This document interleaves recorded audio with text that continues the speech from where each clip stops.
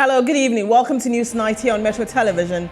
My name is Bridget Otu. Thank you very much for joining us for another week's bulletin. And we begin with the headlines.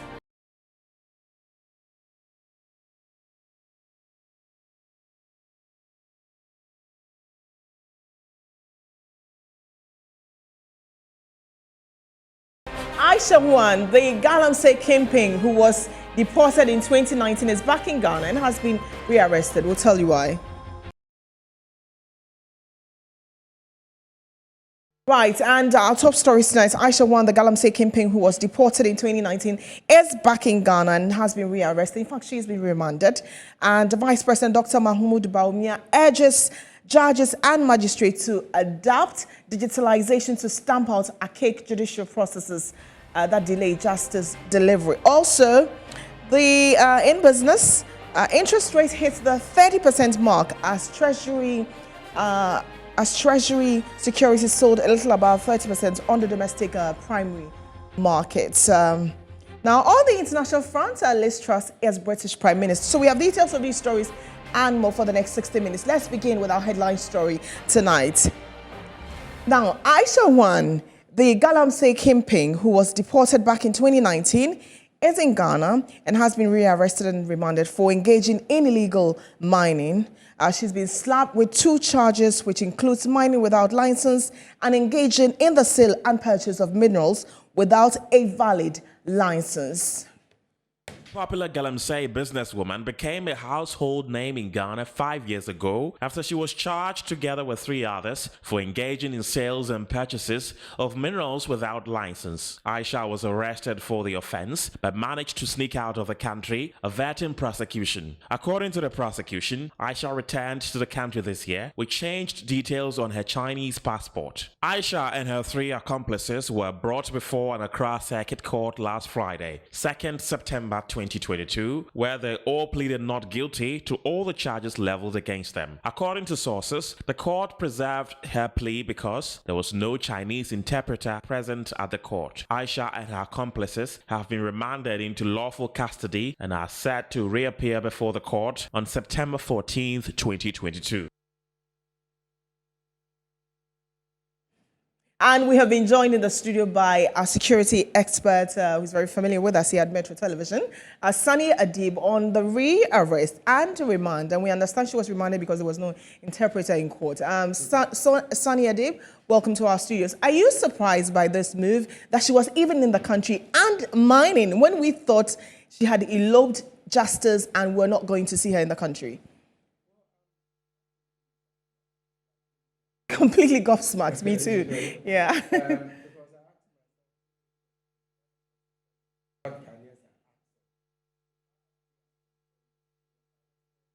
Right. We'll try and fix my guest microphone. But simply, we're looking at the story of, AISHA HUANG. We thought that she was out of the country. She had escaped prosecution. And she actually happens to be in the country. So who are the people protecting AISHA? What kind of power does she have? How come she has been in the country mining and authorities had no knowledge, or they had knowledge until somebody perhaps told or told on them?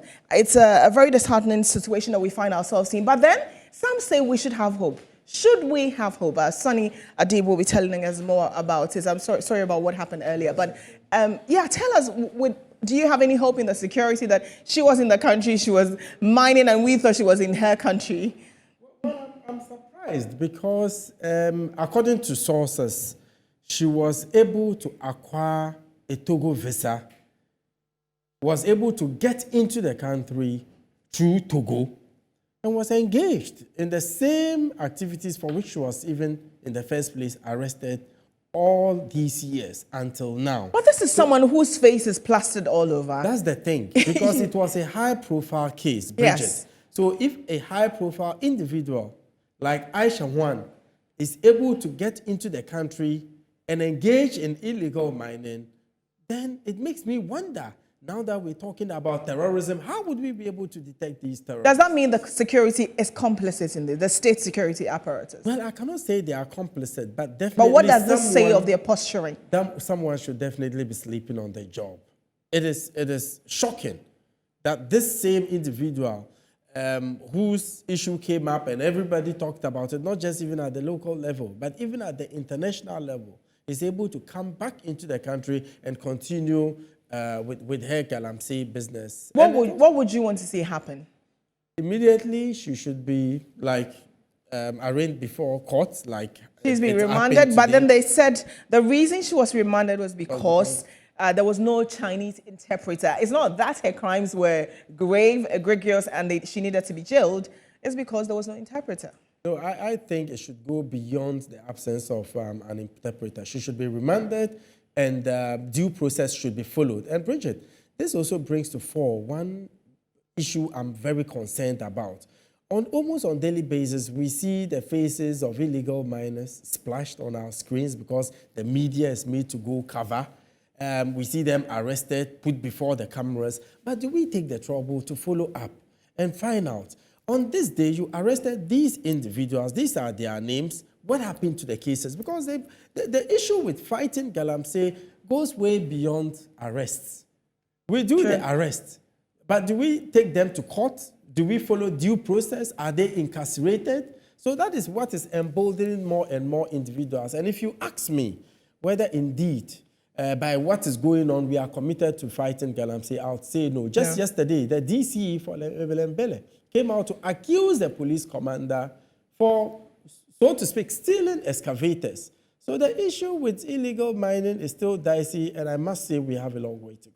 Right, thank you. Thank you very much for coming to our studio. Sani Adib is a security expert, and he was helping us, understand and appreciate what's happening with the Chinese galamsey kingpin AISHA HUANG, and we will definitely follow the story. And he's also placed a lot of responsibility on the media, to follow up. But that's supposed to be the police job. But we'll do our very best to keep our eye on the ball and not lose sight of what's important. Okay, so the Attorney General, doubling as the Minister of Justice, Godfred Yeboah-Dame, has stated that all dockets and disclosures to commence prosecution of the Chief Executive Officer of Men's Gold Ghana Limited, Nana Appiah-Mensah, aka NAM1, is almost ready. His comments comes contrary to the Director General of the Intelligence of the Ghana Police Service, actually the boss of IOCO, Tiwa Adudankwa, who earlier stated that there was no evidence to prosecute him. Speaking on the financial sector crisis in Ghana at Cambridge University, the Attorney General bemoaned how badly Ghana's economy has been hit by the banking sector crisis and the operations of Ponzi schemes after the court granted Nana Appiah-Mensah alias NAM1 bail over his 50 charges for allegedly defrauding by false pretenses. The Director General of Intelligence of the Ghana Police Service, Tiwa Adudankwa, said there was insufficient evidence to give rise to a realistic argument in court. But contrary to this, the Attorney General Godfred Yeboah-Dame in the latest address says all evidences and disclosures to prosecute the businessman NAM1 is readily available to begin his prosecution. Nana Appiah-Mensah alias NAM1, together with two others, were said to have defrauded more than 16,000 customers of Men's Gold to a tune of 100.68 million Ghana cedis over a 2-year period. Right, and we're going on Zoom to speak to the PRO of aggrieved Men's Gold customers, Fred Forsing, on the current revelation. Fred, good evening, and thank you very much for joining us. So you heard the former CID boss, current IOCO boss, Tiwa Adudankwa, say we don't have enough evidence to prosecute him and keep the fraud charges against him. And Attorney General comes in and says, we actually are almost ready. Are you confused? Does this give you any assurance that indeed the state is working, or you feel like you're being deceived?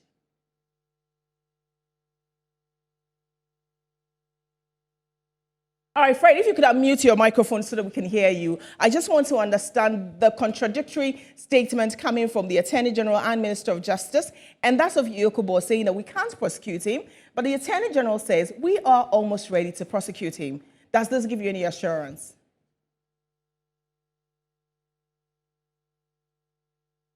Hello. Yes, we can hear you, Fred. Please go on. Yes, am I on? Yes, you're on air. Yes. It's difficult getting you here. It's good. Please go on. We can hear you. Yes. In fact, to be honest with you, I'm not getting anything. Okay. Right, we'll try and sort out Fred's sound issues, but we'll have to move on to some more stories here in the capital. And then we'll connect, because the men's gold customers, we have over 10,000 people who are affected. In fact, that number is said to be way, way higher than what we are hearing, because of some who feel ostracized and stigmatized because they invested there, and who is involved. I understand that Fred's microphone has been fixed. Fred, I hope that we have a better sound now. Are you more comforted? Do you feel more frustrated by this comment?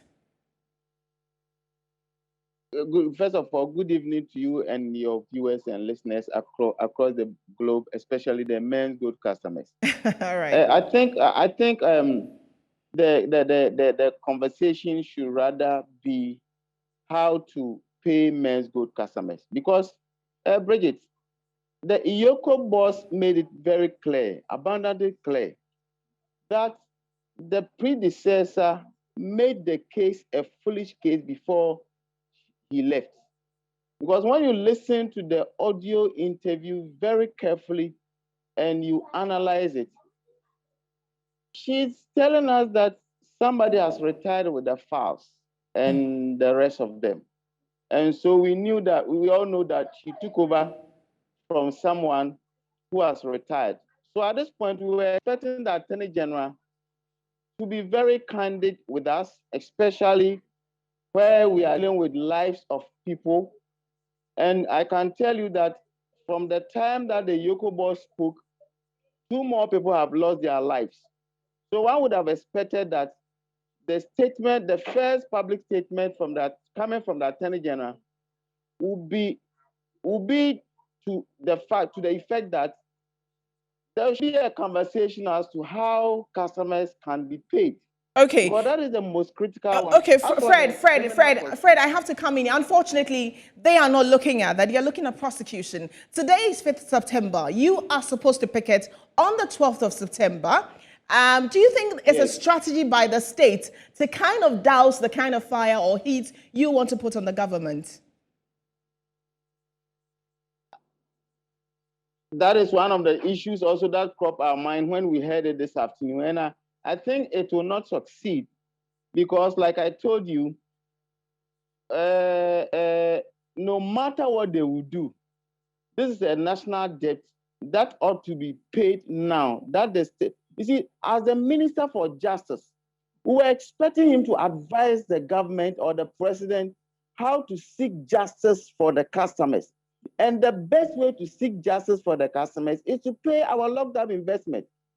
And I think it may be one of the plans because more or less he's speaking like a politician, and we didn't expect him to speak like that. The issue about I didn't even know that there was a financial crisis in 2017 to 2020 until I heard his message, because we don't think there was a financial crisis. These were man-made problems created by them, and now it's becoming a problem. So I think what he should advise the government to do is that, Mr. President, this case, we think the best way to go around it is to pay the customers first. So, Fred, simply put, our call. And so we Okay, Fred, you made that point very clear. So simply put, you don't believe what the Attorney General is saying. You think that they are throwing dust in your eyes. That is the point, because Bridget, the one who did the investigation says, I don't have enough evidence to prosecute. And the one who is going to prosecute said, I have a docket. So from where was the docket built from? Okay. That is the question that we must all ask ourselves. So I think it is high time the Attorney General tells the President the reality of the situation. Okay, all right. That is paying the customers. Right. Yes. Fred, we have to thank you. Unfortunately, we don't have a lot of time, but thank you very much always for responding to our call and updating us on what's happening. We'll continue with one of our headline stories tonight because Vice President Dr. Mahmoud Bawumia at the 19th Triennial Conference of Commonwealth Magistrates and Judges says that technology and digitalization remains the best antidote to close and deepen justice delivery between Commonwealth countries.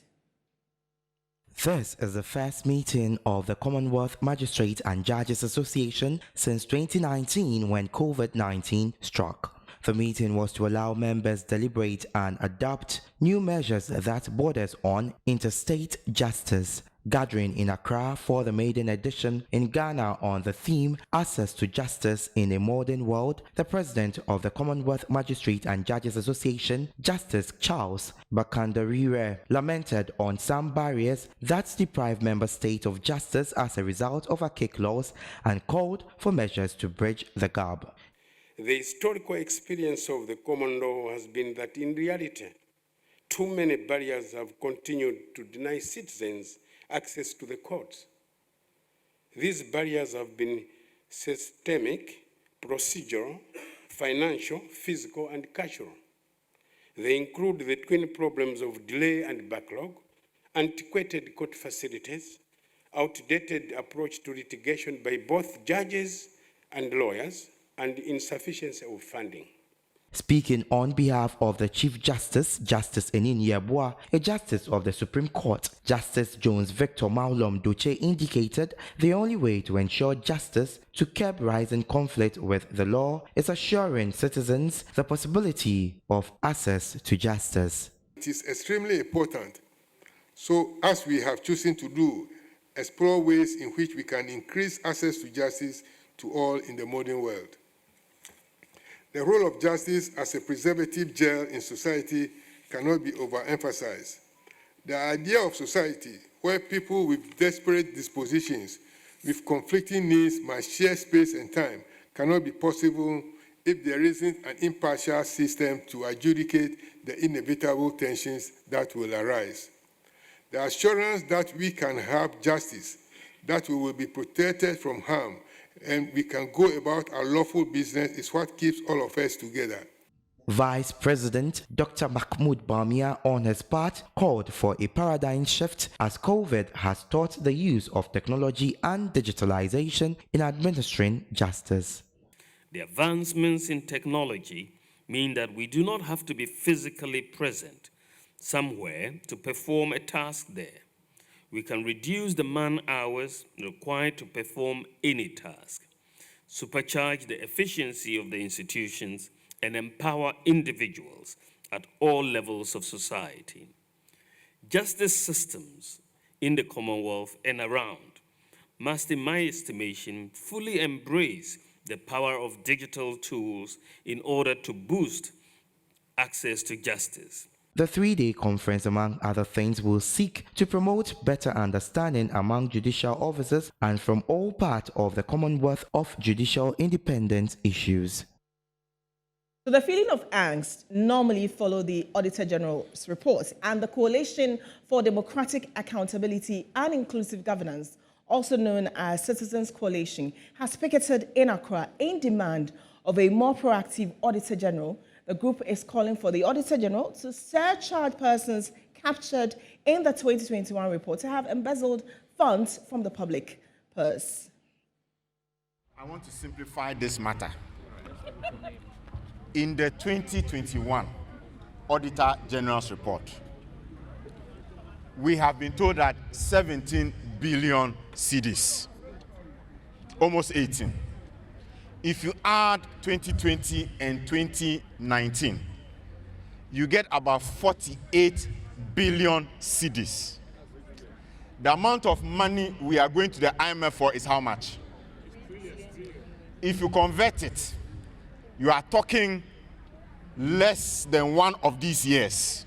In other words, if we had retrieved any of the amount from 2019, 2020, 2021, we do not need to go to the IMF. Does that make sense? The maths is simple. Being law-abiding citizens and wanting to make sure that at the end, for us, we are only interested in the surcharging. We are interested in implementing the law. We are going to go along. We are going to go along with the police and the arrangements. The pressure group declared a red Monday and marched through principal streets of Accra from the Ifwa Sutherland Children's Park to petition the Auditor General's office. The march was to demand that the office uses its powers of surcharge on indicted institutions and personnel. The coalition, comprising over 30 CSOs, is therefore mounting pressure on the Auditor General to act now to save the country's public purse. Deputy Director of Consumer and Corporate Affairs at the National Communications Authority, KENYAN, has called on all Ghanaians to make conscious efforts to register their SIM cards before the September 30 deadline. He said people are likely to lose their SIM cards if they fail to register. Ever since the deadline for the ongoing SIM re-registration exercise was extended, registration centers have witnessed low turnouts. The National Communications Authority has since announced the implementation of some punitive measures to ensure Ghanaians register their SIM cards. According to a statement signed by the authority's Director General, outgoing calls and data services for a sequential batch of numbers will be blocked for 2 days weekly on a rotational basis. Deputy Director of the Consumer and Corporate Affairs at the National Communications Authority, KENYAN, says Ghanaians who fail to register are likely to lose their SIM cards. We urge people, go ahead and register your SIM cards. Go ahead, link your SIM card with your Ghana card. Download the GHServe SimServe app on the Google Play Store, register yourself, or go to your MNO shops or find an MNO agent and register your SIM card. Because, indeed, after this month, you are likely to lose your SIM card for not registering your SIM card. Chief Executive Officer of the Ghana Chamber of Telecommunications, Ken Ashigbe, speaking in an earlier interview, said although the punitive measures introduced will affect their profits and to a large extent the rollout of the electronic levy, the measures are necessary. For every SIM card that you take out and the person cannot make a call, right, the CST, the communication service tax will be affected. right, For every SIM card that has e-levy also on it, if you take it out, the e-levy that should come would also be affected. So sure, there's a potential sure, to affect both business of the telcos, but also most importantly, at this particular time when government is talking about shortfalls in taxes, there's a potential for it to affect that as well. Private legal practitioner Bobby Banson, however, says Ghanaians who have issues with the punitive measures introduced by the National Communications Authority can go to court for redress. But due to logistical challenges, that person has not been issued with the NIA card, then that person may have the cause of action to go to court to say, listen, I am being punished due to no fault of mine. I have applied for the national identification card. I have not been issued. And so the NCA should be restrained from disconnecting my SIM card because I have not intentionally or willfully flouted the law. And it will be a very interesting thing because the right to communication may be a human right where someone would want to go to the human rights court to have same enforced. The Director General of the NCA also directed mobile network operators to configure their systems to facilitate the use of passports for non-resident Ghanaians until December 31, 2022. And to a rather tragic story, and the Ashanti Regional Police Command is investigating the circumstances surrounding the death of the Chief Executive for Karachi East Municipal Assembly, Francis Kofi Okesu. News concerning Francis' death at a hotel in the Ashanti region came to the fore earlier today, and preliminary investigations by the police in the region established that Francis, accompanied by his driver, checked in at the Harbed House Hotel in Kumasi on 2nd September 2020. What else has the police been saying? Well, that's it on the screen there. Investigating the circumstances which led to his death. So far, like we have mentioned, his driver was with him when he went to that hotel, but the driver checked in a different hotel. So the MC was, however, not seen on the 4th of September. He checked in on the 2nd. By 4th, nobody has heard or seen him, and all efforts made by both his driver and the hotel authority to reach him on his cell phone proved unsuccessful. His door was therefore forced open, and he was found lying motionless on his bed. He was later pronounced dead by a medical officer from the Komfuanochi Teaching Hospital. The body of the deceased has been deposited at the Komfuanochi Teaching Hospital morgue for preservation and autopsy while investigation continues. And it's from the Ashanti Regional PRO, Godwin Ahiajo, ASP.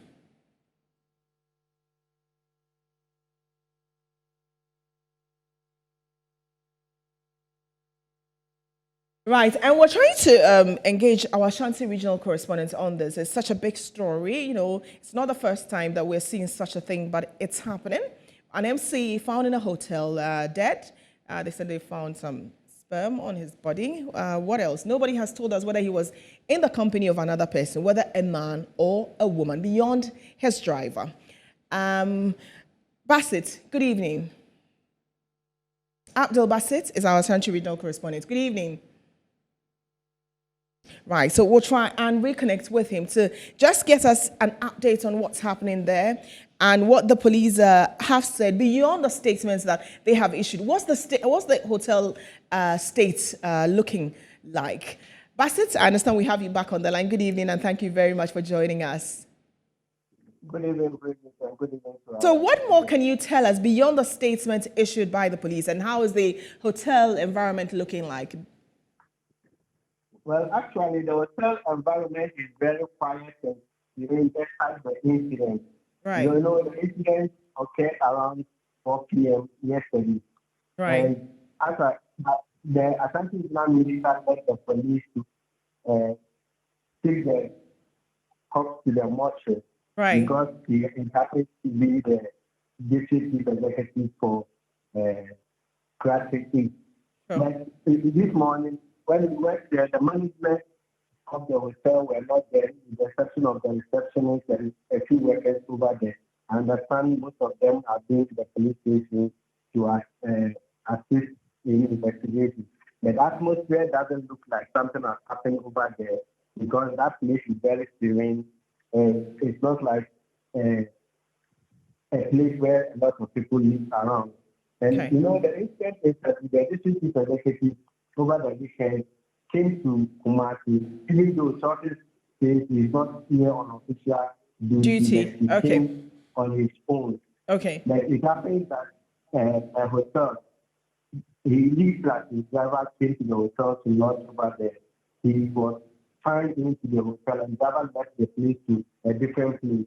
Okay. And on Saturday morning, he was seen around the hotel together with some people. But on Saturday morning? From morning, on Sunday morning, from morning to evening up to 4 p.m., they've not heard about him. Okay. So the driver tried calling him on phone, he was not responding. And he informed the hotel hotelier, he also called the line, he was not responding. So they then informed the police. The police came to assist them to break into the room, only for them to find him lying in the room. But at the time the police came there is nothing around him that showed that he was killed or he was attacked. So this makes it very, All right. Bassett, I want to understand. I mean, we have this on the stage, but I want to understand. Even for a hospital, if somebody dies before you take them, that they don't accept it. But for a hotel in a hospitality industry, nobody wants to hear that a guest has died in a hotel, regardless of the circumstances. So can you share with me what the state of the hotel is? How do they think this would affect their business? Definitely, it's one of the reasons that we are also trying to share the name of the hotel, because it has not been proved that there is any criminality or there is any criminal aspect of stay there. Okay. But you can feel from their reaction that they are not happy that the incident happened at that particular place. Though the management were not around, but the receptionists who were around the place when the incident occurred, some of them are seeing this thing for the first time, and you can see from their reaction that they are not comfortable of the incident which occurred at that place. And definitely it will affect their business, provided this incident has been the news since yesterday up to today. Definitely people would be putting news into the incident. Okay. Bassett, thank you very much. We'll definitely stay in touch, and as and when we have updates, what autopsy says, we'll definitely connect with our viewers as well. Currently, like the police said, they don't suspect any foul play, but we will know more, beyond the after the autopsy. And also, he wasn't on any official duty, wasn't in the company of others. Are there CCTV cameras? Tell us, who came in to visit him, or was it just a natural death, unfortunate death? Right, so after the break, we'll tell you about the electric light rail the government intends to introduce to ease traffic congestion in the capital they're starting. My name is Bridget Otto. We'll be back with more. Stay with us here on Newsnight.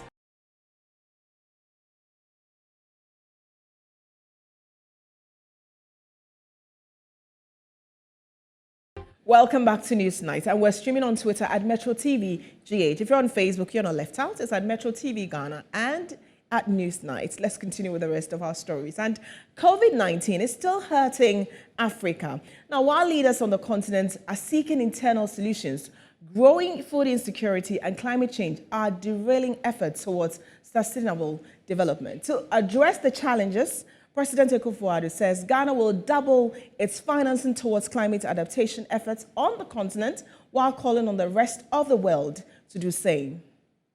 The Africa Adaptation Acceleration Program aims to mobilize $25 billion to support Africa's plans to mitigate the impact of climate change over 5 years. Already, the African Development Bank has committed about $12.5 billion by 2025 at the African Adaptation Summit held on Monday at the headquarters of the Global Center of Adaptation in Netherlands. President Akufo-Addo bemoaned the increasing impact of climate change on the continent.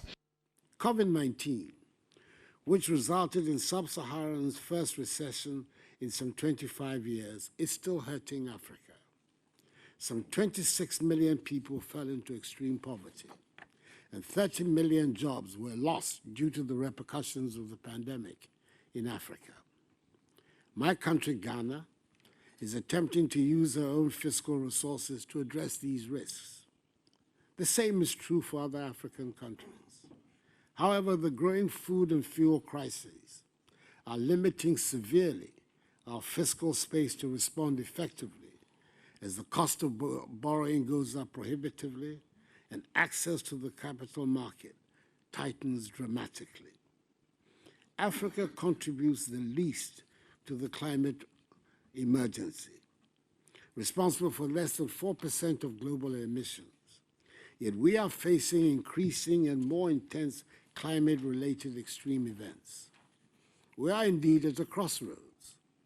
If we want our continent to thrive, we have to adapt to climate change. And to achieve this, adaptation financing needs to start flowing at scale. He called on global leaders to support efforts towards climate adaptation financing. It is time to turn words into deeds and ambition into action.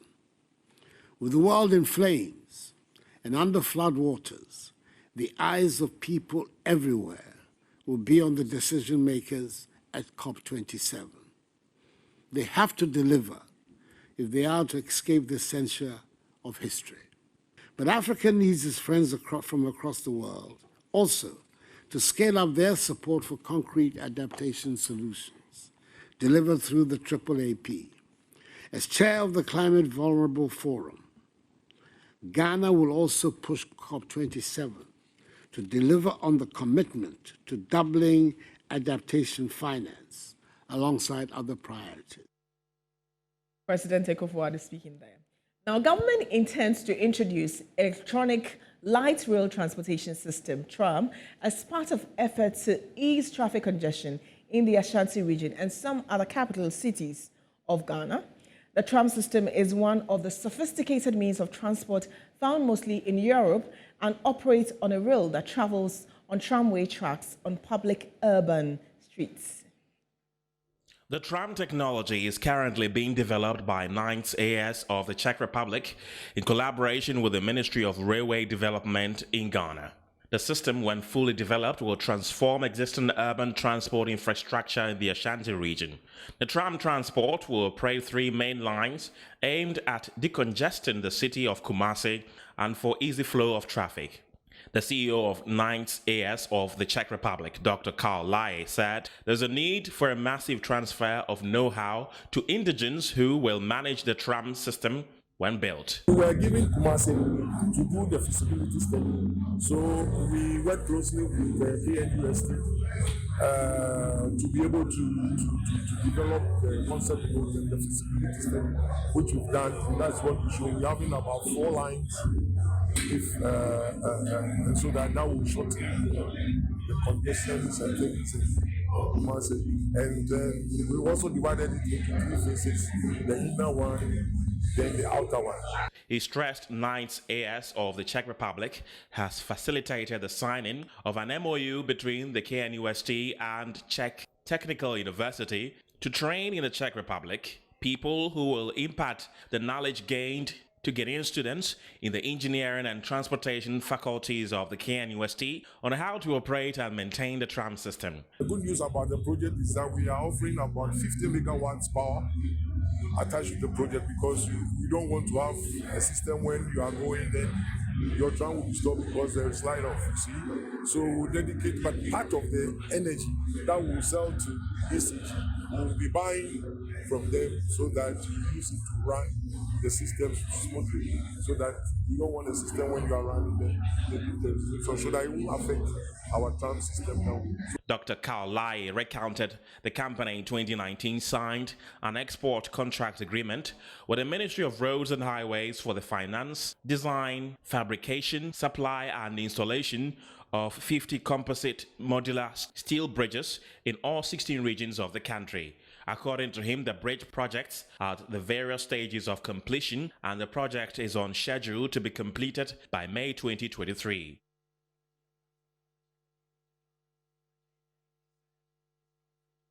William Ruto is the president-elect of Kenya, and this is because the Supreme Court has dismissed Raila Odinga's challenge to the presidential election results. The Chief Justice rejected all of the arguments of the petitioners, and we'll speak to our correspondent there to just understand, what the reaction looks like and, implications. He's president. What else? Good evening, and thank you very much for joining us.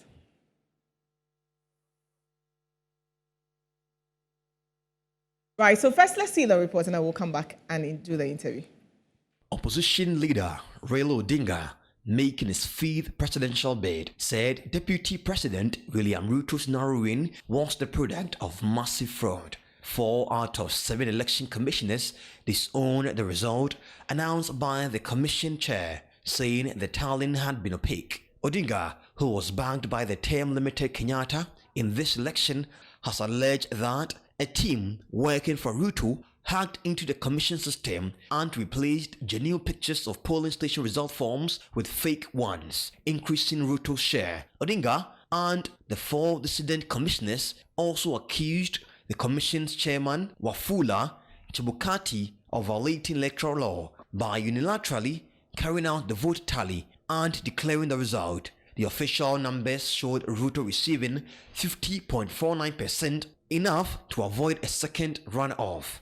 We worship you, our Lord. You are worthy to be praised. Ruto and Chebukati rejected all of the allegations.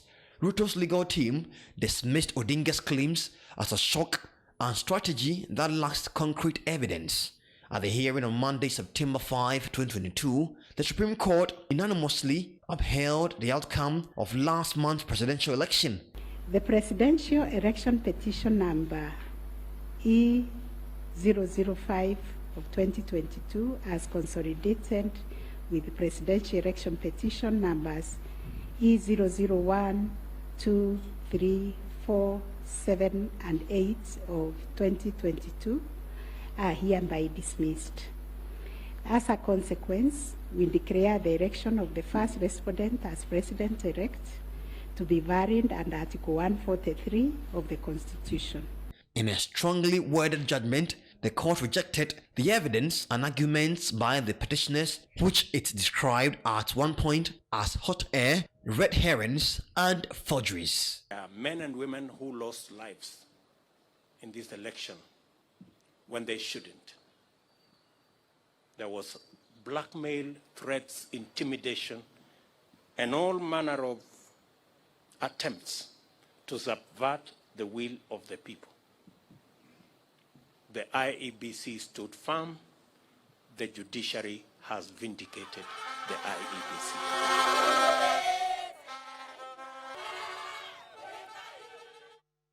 Well, next is business. Stay with us on Newsnight.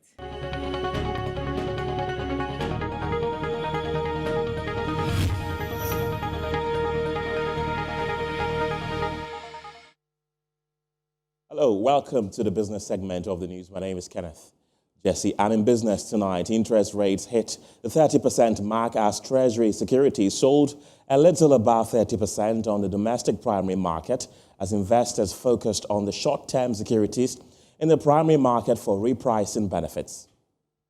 According to figures from the Bank of Ghana, the 91-day Treasury bill went for 29.04%, about 0.44% increase over the previous week. That of the 182 bill traded at 30.22% compared with 29.94% the previous week. The one-year bill, however, sold for 30.01% as against 29.5% the previous week. Singapore-based financial research firm Red Intelligence had stated that the country is presently facing liquidity challenges, a situation causing rising interest rates. The rising interest rates have boosted liquidity on the short end of the market. According to the auction result, government secured 1.774 billion cedis from the sale of the short-term securities, about 2.9% oversubscription. This is the 12th consecutive oversubscription achieved. As usual, the 91-day Treasury bill was the most purchased as investors bought a total of 1.448 billion cedis. This was followed by the 182-day 218.66 million cedis and the 364-day bill 109.41 million cedis. Also, all the bids tendered were accepted. Databank Research had reported that investor interest in Treasury bills continued to soar as they take advantage of rising interest rates in the Treasury market. This has been triggered by rising interest rates on the yield curve as investors focus on the short-term securities in the primary market for repricing benefit. Now, the managing director of the International Monetary Fund, Kristalina Georgieva, has stated that a deal between Ghana and the IMF should be reached and finalized before the end of the year.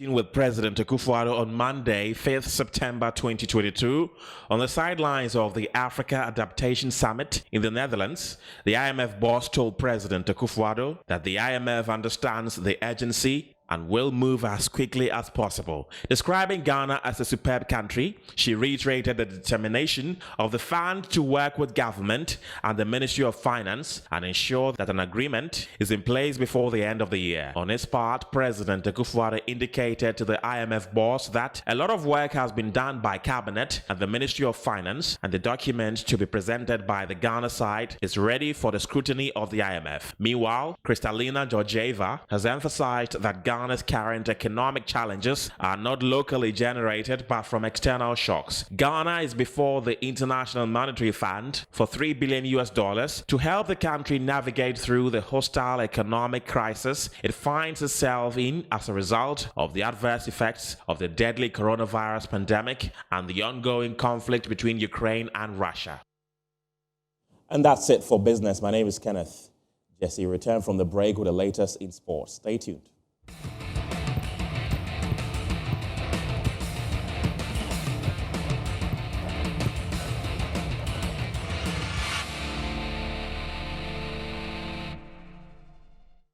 It's 50 past 19 hours GMT, and it's time for your sports. My name is Fayo John Quarty.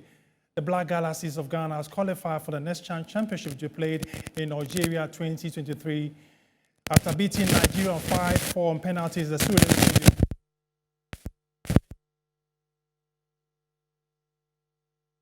from my smile that, you know, I'm still enjoying the success of us. You know, it wasn't easy. So we fought a very good fight, and then at the end of the day, you know, by the power of God and then also with the support of the Ghanaians, God has seen us through. So we are happy. It was very tough because, you know, Nigeria is not a small team.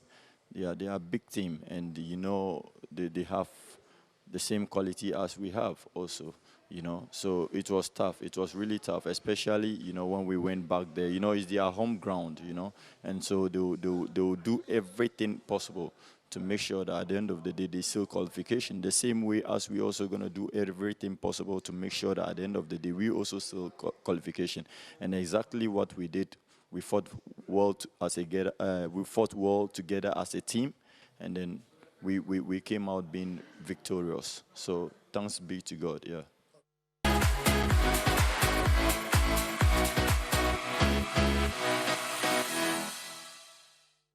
My name is Asiedo Akumia, and it's time for entertainment news. The CEO for the Ghana Tourism Development, Kojo Nchi, says it is poised to solving the unemployment in the country through the establishment of more tourism sites. He made these remarks when he joined operators of BLACKBERRY Lounge and Sports Bar in Community 17 to officially open it to the public. High Life artist Kwabena, in collaboration with the newly opened BLACKBERRY Lounge, brought hours of non-stop live band music to music lovers at the grand opening of the lounge. BLACKBERRY Lounge and Sports Bar, the first of its kind at TEMA, Community 17, is a modern garden-type restaurant, lounge, sports bar, and event facility. At the grand opening, it hosted over 100 companies and many individuals who enjoyed quality time with Kwabena.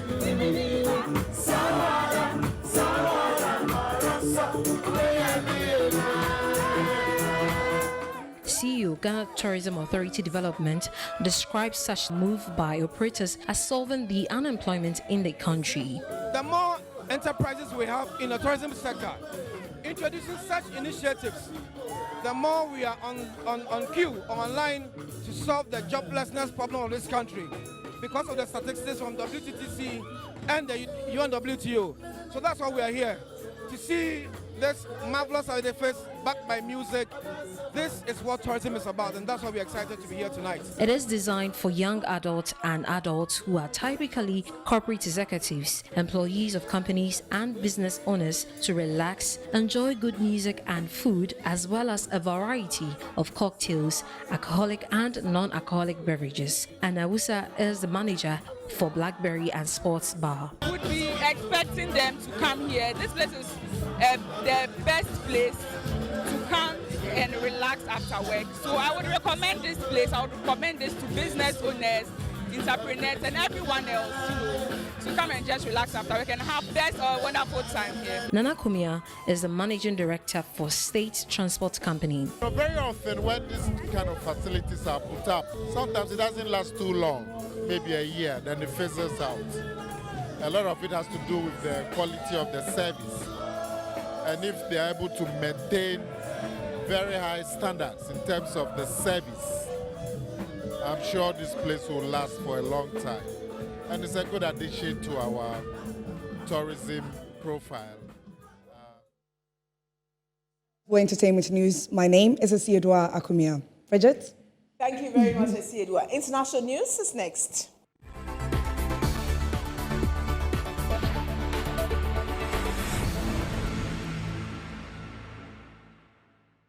A judge has granted Donald Trump's demand for a special master to oversee the case in his handling of classified material. Mr. Trump is being investigated for allegedly taking documents with him when he left the White House, but the special master is an independent lawyer who decides if any of the records are covered by the attorney-client or executive privilege.